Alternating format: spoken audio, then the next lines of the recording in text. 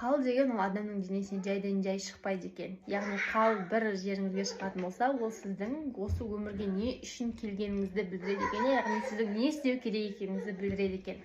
Қалдарыңыз басыңызда, не только баста, маңдайда қалыңыз болатын болса, ол означает, что сіз ақшаны через ум табасыз, яғни интеллектуальный труд арқылы сіздің басыңыз қатты жасайды деген сөз. Екінші, егер де сіздің қалыңыз қасыңыз бен көзіңіздің ортасында, немесе даже көздің ішінде, видите, менде мына жерде қал бар.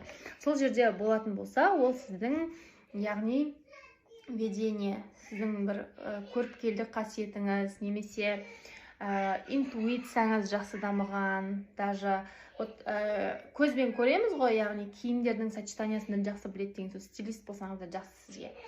Мен мына жерінде қал бар ғой, видите, осы жерде мен күйеуім айтады да, сен бәрін қақтан біліп қоя бересің депші. Осы жерде қалым бар менің бәрін. Сіздің неңіз, қалыңыз мұрныңызда орналасқан болатын болса, видите, менде мына жерінде де қал бар.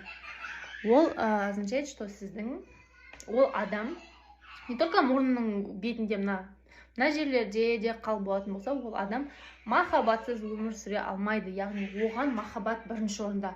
Ол жұмысына дегенде махаббаты болу керек. Қасында адам болса, оған дегенде махаббаты болу керек та. Так, жай осы адаммен просто тұра берейін деген сияқты болмайды. Яғни махаббат бірінші орында. Одан кейін, егер де құлағыңызда болатын болса, ол адам жақсы психолог деген сөз. Яғни жақсы ести алады, жақсы тыңдай алады. Психологтардың қарап көріңіздер, құлақтарында может қалғышы. Соны білдіреді екен. Одан кейін, егер де қалыңыз ерніңізде, аузыңыздың жан жағында, даже мына мойныңызда, видите, менде мына жерінде қал бар, и мына жерінде қал бар. Ол означает, что сіздің ораторский қабілетіңіз бар. Яғни даже ән айтуға деген қабілетіңіз бар. Ауызбен біз сөйлейміз ғой, демек соның бәріне сізде қабілет бар. Мен өзіме де мына жерде көрдіңіздер, мына жерлерде менде қал көп. Менікі точно келді, что менде ораторский қабілет бар. Мен алдын TEDx деген жобаға да қатыстым ғой, сол жерден мен мақтағам, күшті сөйлейсің деп. Еще алдында неге қатыстым? Жүргізуші болдым ғой, сол кезде де прям вау деген точно келді ол да. Одан кейін, егер де сіздің қалыңыз беліңізде болатын болса, ол что сіз көшіп қонып жүресіз деген сөз.